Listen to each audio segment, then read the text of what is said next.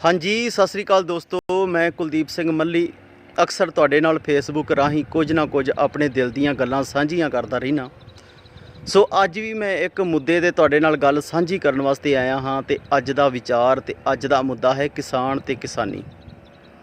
दोस्तों सारिआं नूं ही पता है कि जिवें इस वार हरियाणा सरकार ने अपने किसानां ते एक फतवा जारी करता है कि कोई भी जिमींदार अपनी जमीन दे विच अपनी मर्जी की फसल नहीं बीज सकता।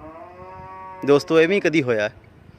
मेरी ਜਿਹੜੀ पोस्ट शेयर मैं कर रहा ये हर तरह का बंदा देख रहा होना है। इनू किसान भी देख रहे होणगे, इनू कोई दुकानदार भी देख रहा होएगा, कारोबार बिजनेसमैन सारे देख रहे होणगे।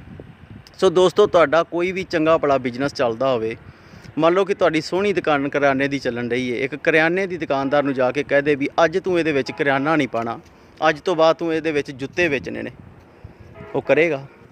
ਜਾਂ ਕਿਸੇ ਹਲਵਾਈ ਦਾ ਚੰਗਾ ਭਲਾ ਮਠਿਆਈ ਦਾ ਕੰਮ ਚੱਲਦਾ ਹੋਵੇ ਤੇ ਉਹਨੂੰ ਕਹਿਣਾ ਵੀ ਅੱਜ ਤੋਂ ਤੂੰ ਇਹ 'ਚ ਮਠਿਆਈ ਨਹੀਂ ਵੇਚਣੀ, ਇਹਦੇ ਵਿੱਚ ਤੂੰ ਕੱਪੜੇ ਵੇਚਣੇ ਨੇ ਜਾਂ ਜੁੱਤੇ ਵੇਚਣੇ ਨੇ ਜਾਂ ਕੋਈ ਵੀ ਹੋਰ ਸ਼ੈ ਵੇਚਣੀ ਹੈ, ਉਹ ਕਰੇਗਾ?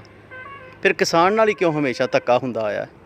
ਦੋਸਤੋ ਮੇਰੀ ਆਪਣੀ ਸ਼ੋਪ ਹੈ, ਮੈਂ ਆਪਣੀ ਸ਼ੋਪ ਦੇ ਵਿੱਚ ਆਪਣੀ ਮਰਜ਼ੀ ਦਾ ਰੇਟ ਮੰਗਣਾ ਜਦ ਮੇਰੇ ਕੋਲ ਕੋਈ ਵੀ ਕਸਟਮਰ ਆਉਂਦਾ, ਲੇਕਿਨ ਕਿਸਾਨ ਦੀ ਕਦੀ ਵੀ ਫਸਲ ਦਾ ਰੇਟ ਕਿਸਾਨ ਦੀ ਮਰਜ਼ੀ ਨਾਲ ਨਹੀਂ ਲੱਗਾ। जद भी किसान 6 महीने कर कतर के फसल नूं मंडियां दे विच लिजांदा ते उहनूं धक्के ही पैंदे ने। ओही धक्के कदी वो मंडी दे विच, कदी किसानी दे विच, कदी लाइट नहीं आई, कदी ट्रांसफार्म सड़ गया, हमेशा धक्के ही खांदा रहिंदा। सो मैं हरियाणा सरकार अगे भी ते पूरी सेंटर सरकार अगे भी अपील करदा कि ये करोना दा युद्ध चलन रहा है, इहदे विच तुसीं एवें दे फतवे ना जारी करो, बल्कि हर किसान नूं कहो भी तुहाडी जो भी ज़मीन दे विच जिहड़ी भी फसल उगदी है, ਜਿਹੜੀ भी ਜ਼ਮੀਨ ਤੁਹਾਡੀ फसल ਨੂੰ ਪਸੰਦ ਕਰਦੀ ਉਹਦੇ ਵਿੱਚ ਉਹੀ फसल ਬੀਜੋ ਤੇ ਆਤਮ ਨਿਰਭਰ ਬਣੋ। ਤੁਸੀਂ ਰਿਕੁਐਸਟ ਕਰ ਸਕਦੇ ਹੋ ਕਿਸਾਨ ਨੂੰ, ਚਲੋ ਮੈਂ ਵੀ ਰਿਕੁਐਸਟ ਕਰਨਾ ਵਾ, ਕੋਸ਼ਿਸ਼ ਕਰੋ ਵੀ ਦੂਜੀ फसल ਮੁੰਜੀ ਤੋਂ ਇਲਾਵਾ ਵੀ ਆਪਾਂ ਬੀਜੀਏ ਤਾਂ ਕਿ ਆਪਣਾ ਜ਼ਮੀਨ ਵੀ ਉਪਜਾਊ ਰਹੇ ਤੇ ਪਾਣੀ ਦਾ ਸਤਰ ਵੀ ਵਧਿਆ ਰਹੇ। ਪਰ ਆਪਾਂ ਕਿਸੇ ਤੇ ਫਤਵੇ ਜਾਰੀ ਨਹੀਂ ਕਰ ਸਕਦੇ ਕਿ ਤੁਸੀਂ ਇਹ ਕਰੋ ਜਾਂ ਉਂਝ ਕਰੋ। ਪਿੱਛੇ ਜੀ ਇੱਕ ਕਿਸਾਨ ਨੇ ਪੋਸਟ ਪਾਈ ਸੀ, ਉਹਦੀ फसल ਉਹਨੇ ਸਰਕਾਰ ਦੇ ਮੰਨ ਕੇ ਆਪਣੀ फसल ਦੇ ਵਿੱਚ ਕੁਝ ਮੱਕਾ ਬੀਜ ਦਿੱਤਾ, ਕੁਝ ਮੂੰਗੀ ਬੀਜ ਦਿੱਤੀ, ਲੇਕਿਨ ਉਹਦੀ फसल ਦਾ ਕੀ ਬੀਜ ਦਾ ਮੁੱਲ ਵੀ ਨਹੀਂ ਪੂਰਾ ਹੋਇਆ। ਉਹਨੇ ਹੁਣ ਪਸ਼ੂਆਂ ਨੂੰ ਚਾਰਾ ਪਾਇਆ ਉਹਦਾ ਕੱਟ ਕੇ, ਤੇ ਹੋਰ ਵੀ ਪਿੰਡ ਵਾਸੀਆਂ ਨੂੰ ਆਖਿਆ ਵੀ ਮੇਰੀ ਜ਼ਮੀਨ ਖਾਲੀ ਹੋ ਜਾਏਗੀ, ਤੁਸੀਂ ਵੀ ਵੱਢ ਕੇ ਲੈ ਜਾਓ। ਤੇ ਉਸ ਕਿਸਾਨ 'ਤੇ ਕੀ ਬੀਤੀ ਹੋਏਗੀ ਜਿਹੜਾ ਪਹਿਲਾਂ ਹੀ ਕਰਜ਼ੇ ਦੇ ਥੱਲੇ ਦੱਬਿਆ ਤੇ ਉਹਦੇ 'ਤੇ ਐਵੇਂ ਦੇ ਹੋਰ ਫਤਵੇ ਜਾਰੀ ਹੋ ਜਾਂਦੇ ਨੇ। ਕਿਸਾਨ ਤੁਹਾਨੂੰ ਕੀ ਨਹੀਂ ਦਿੰਦਾ? घट रेट ते तुहानू सब्जियां दिंदा है, घट रेट ते तुहानू फसलां दिंदा है। वो 6 महीने खून पसीने की कमाई करके अपने बच्चियां समेत दिन रात एक करके तुहानू फसल दिंदा है, तुहानू अनाज दिंदा है। उन्हें ही अनाजां दा तुसीं कुछ कुछ दिनां दे विच वपारी वर्ग वाले कई गुणा रुपये भी कमा लैंदे हो। फिर किसान नाल ही हमेशा क्यों धक्का हुंदा है? मैं सरकारां अगे अपील करदा कि तुसीं एवें दे फतवे ना जारी करो, बल्कि किसान की हैल्प करो। किसान तुहानू बिजली का बिल भी देंदा है, किसान तुहानू जे अगर अपना कोई भी लोन लैंदा तुहानू ब्याज समेत लोन भी देंदा है। 10 दिन उसकी किस्त लेट हो जाती है तो घर तुसीं बेइज्जती करन आ जांदे हो बैंकां वाले, उन्हां दे घरां दे सामने तुसीं पोस्टर ला जांदे हो भी ये बंदा डिफाल्टर है। अक्सर किन्ना कुछ देर किसान जरेगा? किसान की खुदकुशी करन दा सब तो वड्डा कारण ही ये वे जिहड़े तुहाडे गलत नीतियां किसान ते थोपियां जा रहीआं ने। सो मैं किसानां अगे भी बेनती कहां कि तुसीं सरकारां अगे अपील करो कि सानू जीरी लाण दिओ, मुंजी लाण दिओ, झोना लाण दिओ, क्योंकि आपां अलग-अलग भाषा दे विच कोई चीरी कह दिंदा, कोई झोना कह दिंदा, कोई मुंजी कह दिंदा। सो सरकारां अगे अपील करो भी सानू मुंजी लाण दिओ। अगर सरकारां फिर भी नहीं मनदियां तो फिर मई का महीना चल रहा है, मई का महीना भी बहुत गर्म है तो किसान का खून भी बहुत गर्म हुंदा है।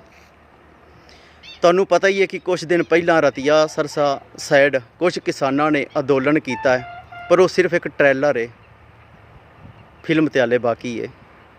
सो मेरी सारियां किसानां अगे अपील है भी तुसीं एक बारी रिक्वेस्ट करो सरकारां अगे, जे सरकारां नहीं जागदियां तो फिर तुसीं जाग जाओ, सड़कां ते चढ़ जाओ, अंदोलन कर दिओ, एक बारी सरकार नूं मजबूर कर दिओ भी किसान दा पुत्त भी है, साडे विच भी एका हैगा। मैं सरकारां अगे ਕੰਨ खोलना चाहना वां भी किसान दा पुत्तर शरीफ जरूर है पर बेगैरत नहीं है।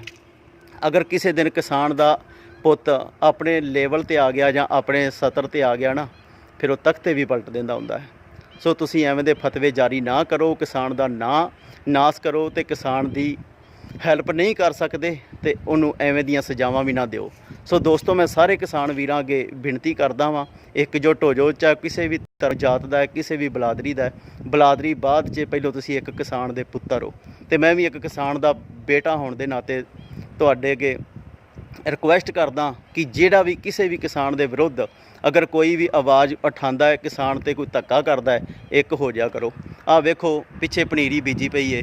ਸਾਨੂੰ ਉਮੀਦ ਨਹੀਂ, ਪ੍ਰਵਾਸੀ ਮਜ਼ਦੂਰਾਂ ਨੂੰ ਪਹਿਲੋਂ ਤੁਸੀਂ ਧੱਕੇ ਖਵਾ ਕੇ ਉਹਨਾਂ ਦੇ ਪਿੰਡਾਂ ਦੇ ਵਿੱਚ 1200 ਕਿਲੋਮੀਟਰ ਵਿਚਾਰੇ ਪੈਦਲ, ਪੈਰਾਂ ਦੇ ਵਿੱਚ ਛਾਲੇ ਪੈ ਗਏ ਨੇ ਬੱਚਿਆਂ ਸਮੇਤ। ਉਹ 1200 1500 ਕਿਲੋਮੀਟਰ ਦੂਰ ਗਏ ਨੇ, ਉਹ ਕਿਵੇਂ ਆਉਣਗੇ ਇੱਥੇ? ਸਾਡੇ ਨਾਲ ਤੇ ਪਹਿਲੇ ਧੱਕੇ ਹੁੰਦੇ ਆਏ ਨੇ, ਪਰ ਹੋਰ ਧੱਕਾ ਸਾਡੇ ਤੋਂ ਨਹੀਂ ਬਰਦਾਸ਼ਤ ਹੋਣਾ। ਸੋ ਮੈਂ ਸਰਕਾਰਾਂ ਨੂੰ ਅਪੀਲ ਵੀ ਕਰਦਾ ਤੇ ਸਰਕਾਰਾਂ ਨੂੰ ਚੇਤਾਵਨੀ ਵੀ ਦੇਣਾ ਵਾ, ਅਗਰ ਕਿਸਾਨਾਂ ਦੇ ਵਿਰੁੱਧ ਕੋਈ ਵੀ ਤੁਸੀਂ ਫਤਵਾ ਜਾਰੀ ਕੀਤਾ ਤੇ ਕਿਸਾਨ ਸੜਕਾਂ 'ਤੇ ਉਤਰਨਗੇ, ਧਰਨੇ ਵੀ ਲਾਉਣਗੇ, ਨਾਅਰੇ ਵੀ ਲਾਉਣਗੇ ਤੇ ਤੁਹਾਡਾ ਤਖਤਾ ਵੀ ਪਲਟ ਦੇਣਗੇ। ਸਤਿ ਸ੍ਰੀ ਅਕਾਲ, ਜੈ ਹਿੰਦ, ਜੈ ਕਿਸਾਨ, ਜੈ ਭਾਰਤ।